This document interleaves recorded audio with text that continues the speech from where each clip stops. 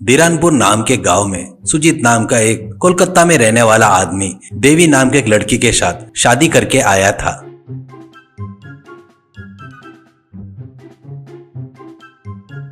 देवी असल में धीरानपुर की रहने वाली थी, इसलिए सुजीत उसके प्यार में अपने देश कोलकाता को छोड़कर उसके लिए धीरानपुर आ गया था। उसी गांव में सुजीत ने एक स्टॉल लगाया था। उसमें उसने बचपन से खाया हुआ फेमस कोलकाता पापड़ी चाट के नाम से एक स्टॉल चलाना शुरू किया।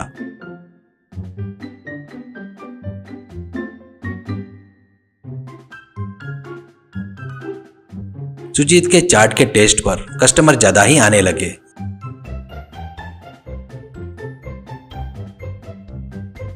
सुजीत और देवी खुशी खुशी जीने लगे।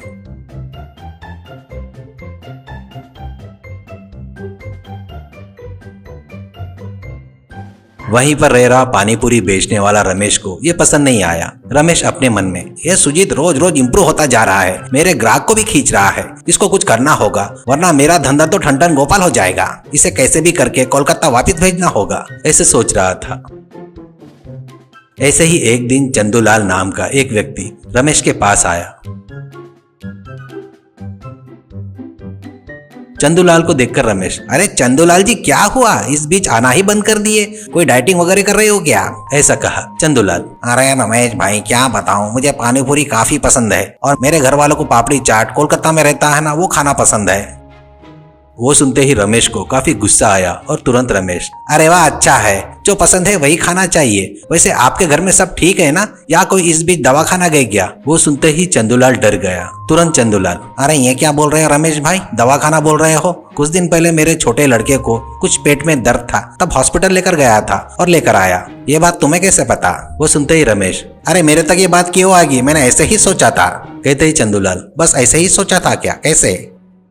रमेश, हाँ आप लोग वो पापड़ी चाट खा रहे हो ना, उसमें डलने वाली चीजें लो क्वालिटी मटेरियल है, उतना क्या, उस दिन मैंने उसमें कॉकरोच भी देखा था। अरे किसी को मत बताना, आप मेरे खास हो इसलिए बता रहा हूँ, वैसे भी किसी की बुराई करना मेरी फितरत नहीं है। वो सुनते ही चंदूलाल डर गया।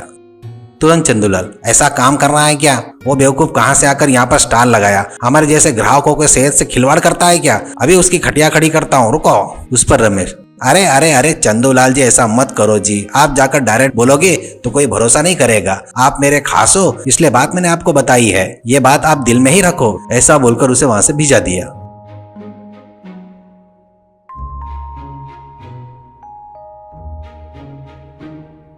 रमेश अपने मन में, अब बजेगी इसकी बैंड, तब मेरा मन शांत होगा, ऐसे क्रूर बुद्धि से सोचा। रमेश के सोचे वैसे ही सुजीत की पापड़ी चाट का धंधा मंदा पड़ने लगा।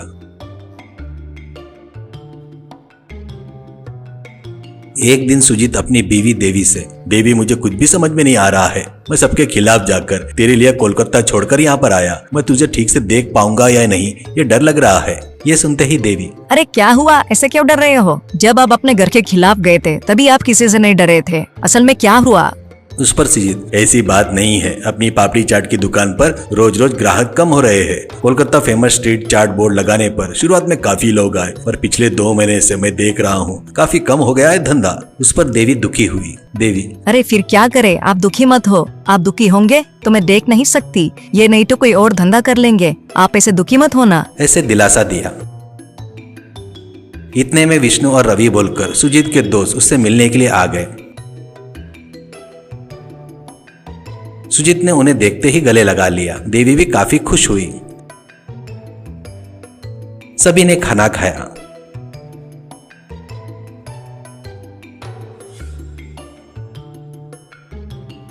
सुजीत ने उनसे अपने स्टॉल के बारे में सब कुछ बताया। विष्णु, अरे कब से, 2 महीने से क्या? ठीक है, हमें सब समझ में आ गया, हमें 2 दिन का समय दे दे, क्या करना है देखते हैं, ऐसा कहा। सुजीत, ठीक है यार, शायद तुम लोग मेरे लिए ही आए हो, थैंक यू, ऐसा कहा। विष्णु और रवि उस दिन गांव में शॉप में घूम रहे थे।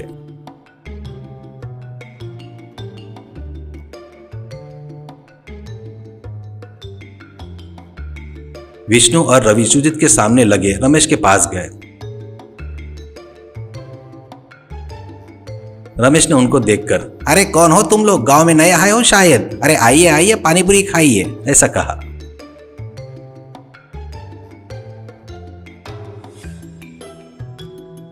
दोनों ने पानी पूरी ली और विष्णु ने कहा, अरे नए हैं, शादी में आए हैं, ऐसे कहा। फिर रमेश, ऐसा है क्या, खाइए खाइए, काफी अच्छी है यहाँ पर, हमारे गांव में मैं ही फेमस पानी पूरी वाला हूँ, ऐसा कहा। उस पर रवि, अरे यहाँ पर एक फेमस कोलकाता पापड़ी चाट वाला था ना, ऐसा कहा। रमेश, अरे धीरे से बात कीजिए साहब, आप बिल्कुल वो मत खाइए, वो आपके सेहत के लिए अच्छा नहीं होगा, पहले ही शादी में आए हो, ऐसा कहते ही विष्णु, अरे ये क्या भैया, ऐसा क्या हुआ? उस पर रमेश, अरे वो काफी बड़ी कहानी है, क्या बताओ, वो कहीं कोलकाता से आया है, पापड़ी चाट बेच रहा है, पर खराब हुआ मैदा ऐसा सब डालता है वो चाट में, क्या डालता है उसको ही मालूम। एक दिन तो मैंने चूहे को भी देखा था, पर यह बात किसी को मत बताना, मुझे किसी की बुराई करना बिल्कुल नहीं पसंद है, ऐसा कहा। विष्णु और रवि ने एक दूसरे का चेहरा देखा। रमेश जो बोल रहा था उन्होंने सब कुछ रिकॉर्ड किया था। तुरंत विष्णु, ठीक है जी, थैंक यू भैया, ऐसा बोलकर दोनों चले गए।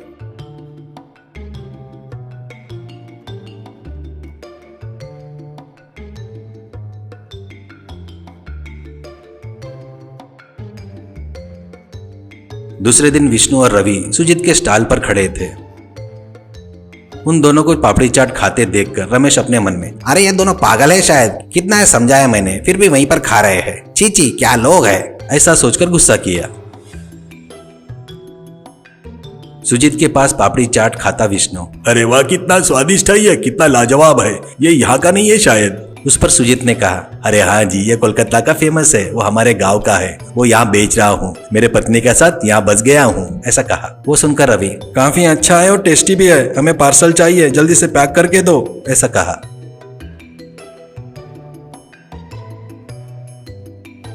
काफी लोग देखते समय उन्होंने पार्सल ले लिए। फिर लोगों में से एक आदमी सामने आकर, अरे अरे आप लोग नए हो लगता है, ये खराब क्वालिटी की पापड़ी चाट बेच रहा है, इसके पास से मत खरीदना, ऐसे गुस्से से कहा। वो कोई और नहीं चंदूलाल था। तुरंत सुजीत, अरे चंदूलाल जी, आप ऐसा क्यों बात कर रहे हो मेरे बारे में, क्या हुआ? उस पर विष्णु, क्यों बात कर रहा है बोले तो ये देखो, बोलकर वीडियो दिखाया। उस वीडियो में रमेश स्टॉल के बारे में जो बोल रहा था सब दिखाई दिया और सुनाई दिया। सभी गाँव वालों ने देखा और रमेश की तरफ देखकर चिढ़ने लगे। तुरंत सुजीत, अरे रमेश भैया, मैंने क्या किया आपके साथ जो आप ऐसे बात कर रहे हो, मैं अपनी पत्नी को लेकर यहाँ से चले जाओ बोलते क्या, ऐसा कहा। उस पर रमेश शर्मिंदा होकर, तुरंत रमेश, मुझे माफ कर दे सुजीत, क्या है क्या मेरा धंधा खराब हो रहा था, इसलिए ऐसा सब कुछ बताया, तुम और तुम्हारी पत्नी यहीं पर रहो, अब ऐसा नहीं कहूंगा, ऐसा कहा। उस दिन से दोनों जिसकी जिंदगी वो देख रहे थे। डियर फ्रेंड्स, अगर आपको ये वीडियो पसंद आई तो हमारे चैनल को लाइक, कमेंट और सब्सक्राइब जरूर करना, और हाँ, अपने दोस्तों के साथ इसे जरूर शेयर करना। धन्यवाद।